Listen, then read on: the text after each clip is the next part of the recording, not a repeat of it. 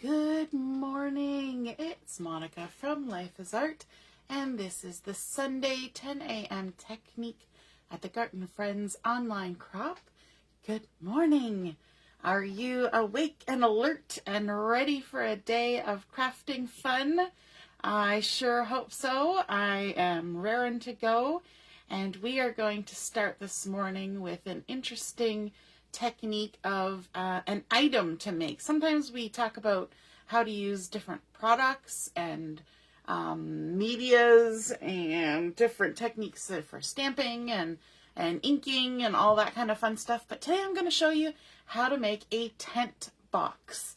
And it's kind of fun, and I thought it would be an interesting project to do when we're thinking about gardens, because it would be something that you could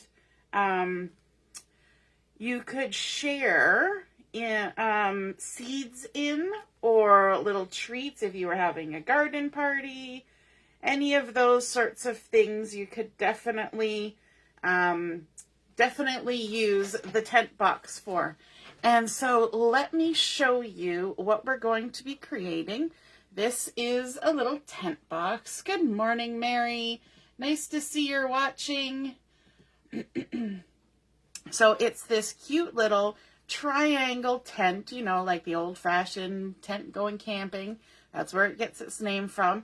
And I've used the Backyard Bliss paper for this because it's kind of fun. And I also used the stamp from the card making kit. And so let's just push this open, and you can see that this inside part comes out and it pops open, and there's a nice little space in there. You could put some little treats in there. This would be really cute for a place setting on the table, for a special dinner. It could be really fun for if you have some crafty friends coming over and you want to give them a little treat of some embellishments or something. Or if you want to just make an interesting card, you could totally use this as a card and include a little gift. You could put a gift card inside of it, and then it just slides right back in the little overlay, and you can decorate this any way that you would like. Okay, so we are going to start out making the inside part, and for that we're going to need a piece of cardstock. And I chose sage for mine because it's a nice green color for thinking about gardening and florally things.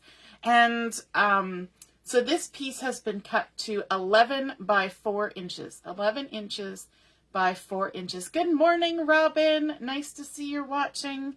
And we need to do some scoring on this piece of paper. The other piece of paper that we're going to be using is a piece of pattern paper. And if you don't have a pattern paper that's sort of an all-over pattern paper, one thing I like about this one in particular is you can see that some things are sort of vertical this way, some are vertical this way, some are vertical this way. So it's nice sort of all around. It doesn't really matter that much which direction it goes. The back side, however, is the florally one, sort of these wildflowers, and there's a definite direction. So if you're using a piece of pattern paper with a definite direction, you need to take that into account depending on which way you're going to cut it, okay? So for the pattern paper, we need a piece that is 8 inches by 3.5, or 3.5 by 8 inches, because you kind of want it going this way if it has to be a direction. Okay, so 3.5 by 8 inches. So we've got 11 by 4 and 3.5 by 8. So let's start with our cardstock, and we're going to line it up on our Versamat because we're doing some scoring. If you have a scoreboard, you'll want to use that. Let me just move a couple things out of the way, bringing in my trusty ruler and my bone folder or my scoring tool. And we are going to make a few score lines here. So we're starting at 3 1/2. That's our first score line, is 3 1/2. So I'm just going to go and line up my ruler like this and give it a nice score at 3 1/2. Then we're moving over and we're going to score at 5 1/4. 5 1/4, and we're just scoring all the way, you know, top to bottom. So that was 5 1/4. And then we're moving over and we're scoring at 8 3/4, like so. And then the last score line is at 10 1/2, right here on the end, 10 1/2. Okay, so we created 4 score lines. We've scored at 3 1/2, 5 1/4, 8 3/4, and then at 10 1/2. Okay, good morning, Heather. How was the game last night? Did you survive the heat? Oh my goodness, it must have been so warm. And then we're going to take our scoring tool, or you can use a pencil, but a scoring tool is great because you don't have to erase anything afterwards. And while we're still lined up here, we're going to mark it at 4 3/8. Now, I know that some of you do not like the 3/8. So what it is you go to the 4-inch mark, and then you go to 1/4, and then halfway between 1/4 and 1/2 is the 3/8. Okay, so you're going to mark right in between 4 1/4 and 4 1/2, and just put a little tick mark there so that you can see it. You probably won't be able to see it on your screen, but I can see it in person that I made a little tick mark. If a tick mark is too hard for you to see, then take your pencil and make a pencil mark. And then we're going to move over, and we're also going to mark it at 9 5/8. So 5/8 is halfway between 9 1/2 and 9 3/4. So go to where 9 1/2 is, and then look at 9 3/4, and you're going to make a mark right in between those two lines. Okay, so 9 5/8 is where we've marked it. All right, now we need to take our whole piece of paper, and we're going to turn it vertically and line it up. And again, if you're using a scoreboard, do it that way. And we're going to score it at 2 3/4. So we're lining it up at 2 3/4, just like this. Now, when you line it up vertically, before you score, make sure those little tick marks that you made are lined up on the left-hand side. Okay, so those 2 little tick marks I've got are over here along the edge. And so I'm scoring at 2 3/4, which is close to the edge that has no tick marks. That's important. So there we go. 2 3/4 all the way down. Okay, now let's get rid of the ruler. We don't need that anymore. We will need that. So now what we want to do, actually we do need our ruler. I got ahead of myself. What we want to do now is let's score our We've already scored it. Let's crease along this long part here. Okay, so I'm going to turn it over, and we're going to fold it. And I always like to double check to make sure that everything lines up, that it's nice and square before I give it the final squish down. Good morning, Ina. Good morning, Deborah. Oh, Heather said it was hot until the sun went behind the bleachers. Yeah. Yeah, the sun was so hot yesterday. And just, so then the air was just so hot. And so when you're sitting in the sun, oh, too hot. Okay, so now we have scored or creased that bottom line. Then we're going to go ahead and crease all of our vertical lines here. So we've got our little 1/2 inch one. I'm going to flip it over, crease it down, and then we go to the next one and crease it down. Make sure everything's lining up along the edge, and then we go to the next one. I don't know what it is about scoring and folding, but I love scoring and folding paper. And then we go to the last one. Make sure it lines up. Okay, so we have now folded on all of our crease line, our score lines. So now we still have our 2 tick marks, right? These 2 tick marks that are in the center of these little rectangles that have been scored. So what we want to do is we want to go from the tick mark in the center of this rectangle, and we're going to score from that top center point to this bottom corner right here, not all the way to the bottom of the paper, but to where those two score lines meet. And then we're going to score from the top of here down to here. And then we're going to do the same thing on this little rectangle. We're going to score from that top tick mark down to where these score lines intersect, and then from here down to here. So let's grab our ruler. I put it away too soon. So let's start at that top tick mark and score down to the left intersection. And then we're going to turn it this way a little bit. And we're going to score from here down to where they intersect like that. And that one's done. And then we're going to move over to here. And we're going to go from the tick mark down to the intersection. And then we'll go this way from the tick mark to the intersection. There we go. Now we can put the ruler away. Okay, so now if you want, you can take and you can kind of give a little bit of a crease to those folds, but you don't want to do too much. But these folds, see how all of our other folds kind of all went this direction?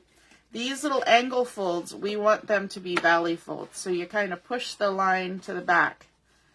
Push it to the back so that it creates those nice little triangular little divots. But you don't have to crease them down hard because they're going to naturally fold when we get to that part. Now there's a couple pieces that we need to cut away from this. So on this end where we have this little 1/2 inch flap, we're going to take our scissors and just at the top of this 1/2 inch flap, we're going to just sort of cut off a little triangle from the edge of the flap to the point where that score line is. So just a little tiny snippet of a triangle like that. Okay, just kind of mitering the corner. And then down here, this little skinny rectangle right here, we're going to trim that off as well. So just cut right along those score lines where you've creased them. There we go. And then the last step we need to do with our scissors is we need to cut these 3 score lines just up to where they hit the horizontal crease line.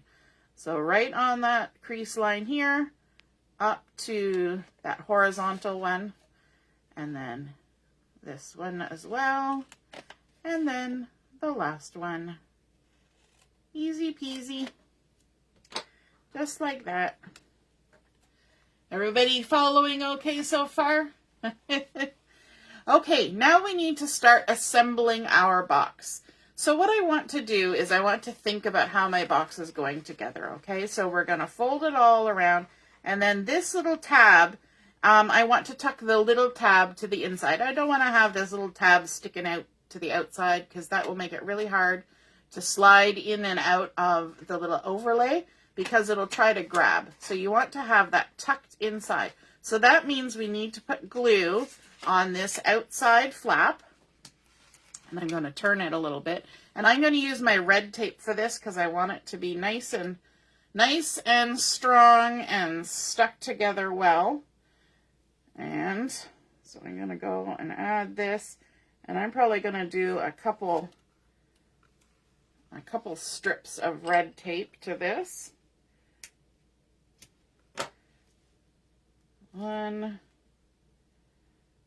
and 2, and they kind of overlap, but it'll sort itself out here in a minute. There we go. And then I always find that I have to use my my little piercing tool to kind of lift the end of the backing of the red tape. It's very sticky tape. There we go. Okay, so we've got our little flap. So now what we want to do is we want to curl our box back around and just fold over this first panel with the little triangular score lines. We're just going to fold it so it's sitting here with the sticky part up. And if we kind of flatten this side out and grab this panel, the very last panel, the wide one, and fold it over, it's going to naturally land right on that sticky tape, just like that. Same if you use liquid glue, it'll work just the same. You can probably even use your tape runner. It just depends on how much stuff you're going to put in your little tent box when you're done. So there, now we have created our little rectangular bit. You can see how these little triangle bits are going to naturally just squish in. But now we need to deal with the bottom. And I want to keep in mind where my join is, because I want to kind of situate that at sort of what's going to be the back of where I'm folding everything. So I'm going to vision that this is my back flap, and these are my side flaps, and this is my front flap, okay? So we're going to push these two in first, and then we're going to do the back one, and then we're going to do the front one. And it's important to sit and just take a moment to think about how these are all folding. So we're going to fold these two in, and then this is going to come down on top of it. So what I want to do is I want to add some adhesive to these little two flaps right along the top of them, so that both this piece and then even this piece is going to get stuck to those bottom flaps, or those side flaps. So I want to pull those little guys out and lay them down. And so at the top of these flaps, I'm going to add a line of red tape. So at the top of both of my little flaps. And even though I'm telling you how I'm doing it, when you're making a box like this, you need to just, you know, play with it, fold the flaps this way and that way, and just figure out logistically in your mind where the tape is going to go, or the adhesive. Because what you don't want to end up is with glue where you don't want it, and you also don't want to end up with flaps that just aren't stuck together. Okay, so there we've got our, where's the join? There's our join right there. We've got the tops of our little side flaps with adhesive. Then this one is going to come down, and now you can see that there is a gap here in the center. So I am not going to put adhesive all the way along here, because I would end up with sticky stuff on the inside of my box. So what I'm going to do is I'm going to put adhesive just down either side of this flap. So I'm going to open it up and push that one back so that I can go ahead and add adhesive just on these two ends. And I know I keep pointing to where I'm putting it, and then I spin my box around just to confuse the issue. So we're going to put it on either end of the flaps, just like that. And then let's take another look. Okay, so we've got our two side flaps going in. Then we have this one with the adhesive on either end.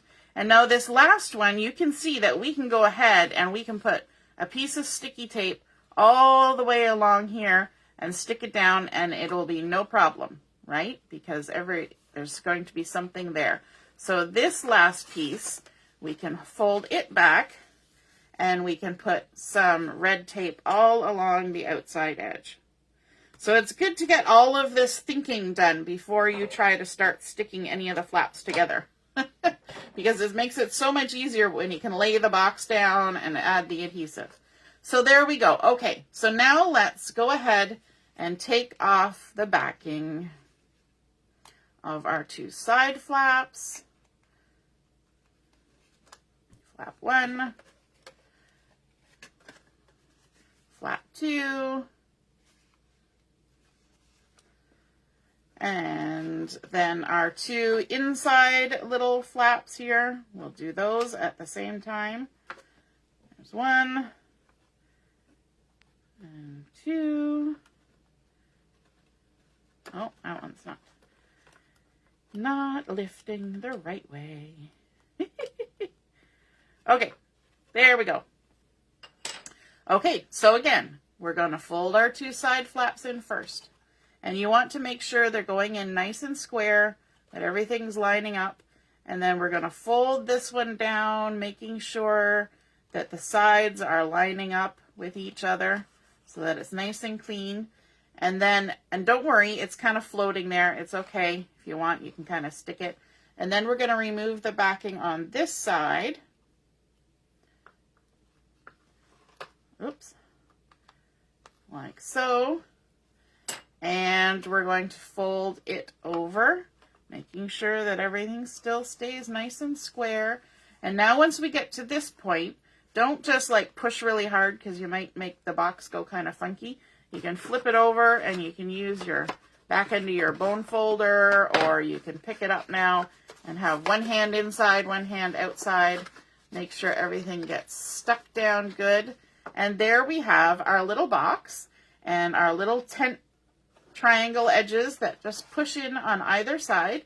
I like too that it kind of just is self-opening when you open up the box, right? So now we need to do our overlay. So we've got our piece of, oops, I got an extra piece. Our piece of pattern paper from the Backyard Bliss collection. I love it. Isn't it cute? There's little turnips or radishes and little thistle flowers and little cherries and dragonflies and tomatoes and little bells and onions and watering cans and oh, so cute. And there's even little birds on here too. I think there's some birds on that came on this one. Little flower pots. So many cute things. I love this paper. The back side is the wildflower. So then what you want to do is look at where your join is. Consider that the back. And then you're going to take this, and we're not going to score it, okay? We are going to just line it up along the edges of our box so that it's nice and straight. And we're going to have a little bit of it overlapping onto the bottom like this. And we're going to kind of just pinch it, okay? This is where you want to make sure it's nice and straight along those sides. And then we're going to push our two tenty bits together. This is where you need to have sort of octopus fingers.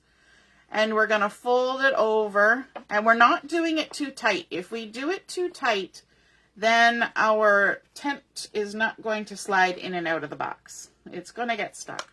So we're not going to make it too tight. And we're going to bring it down and wrap this around. And it should overlap a little bit, like so.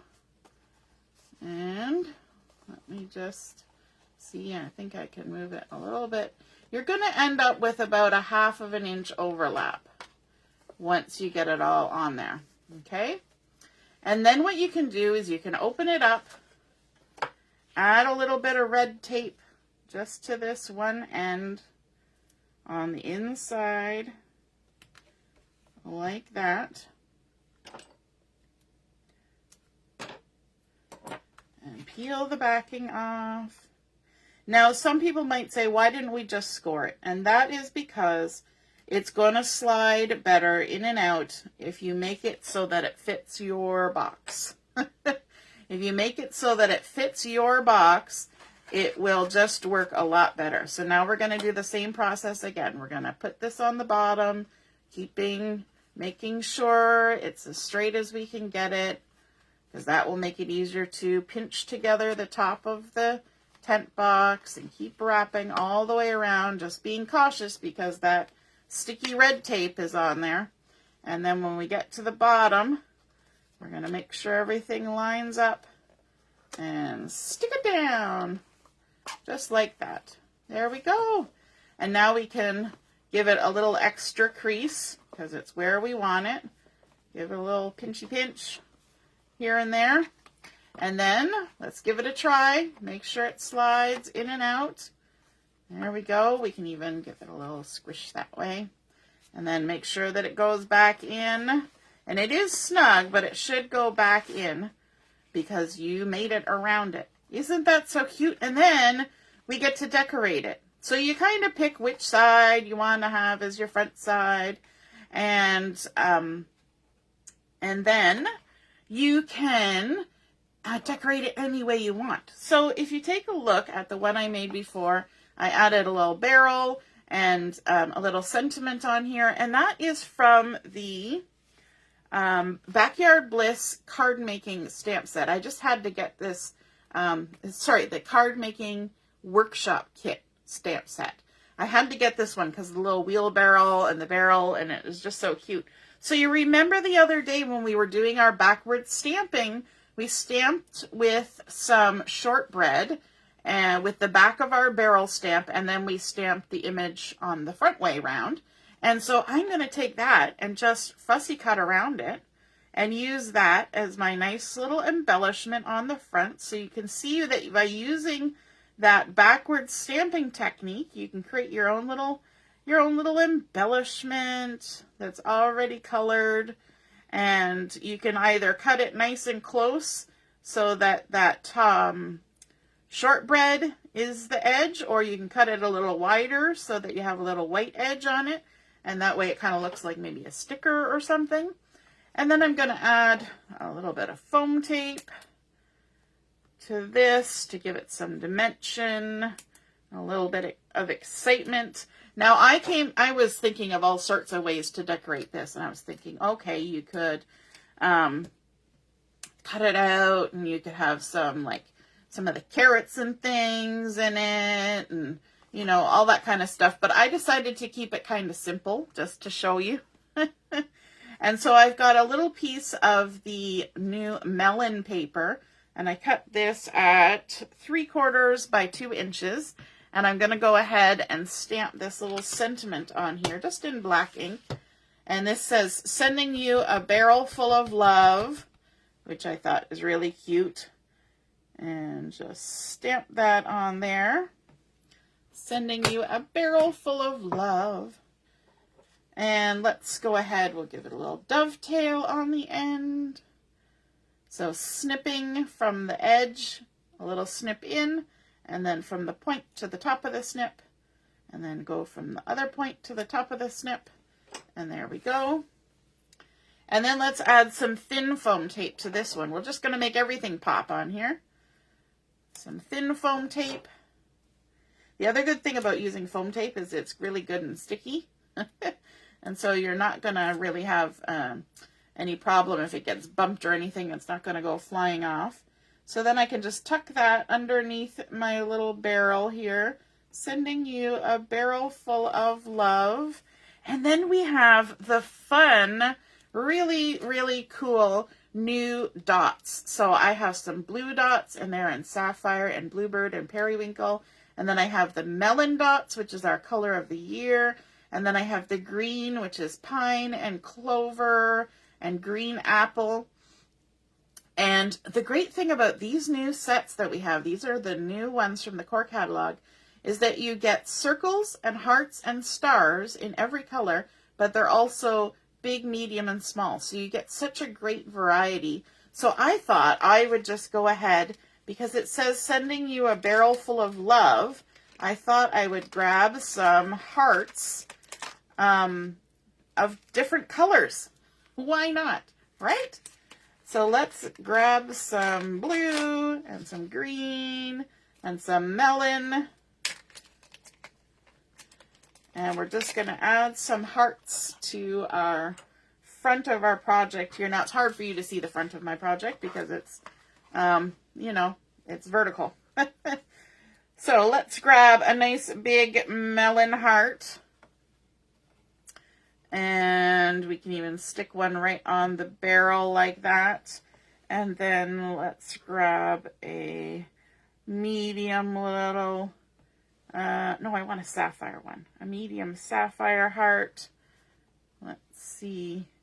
We'll add a little sapphire heart there. And then a large pine, no, maybe a small pine one.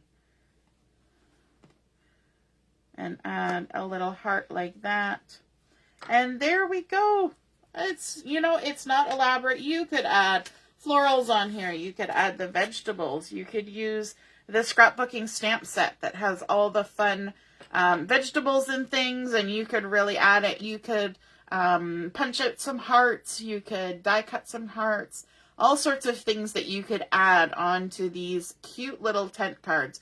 You could add use some alphabet stamps and stamp out somebody's name if you were using as table setting markers.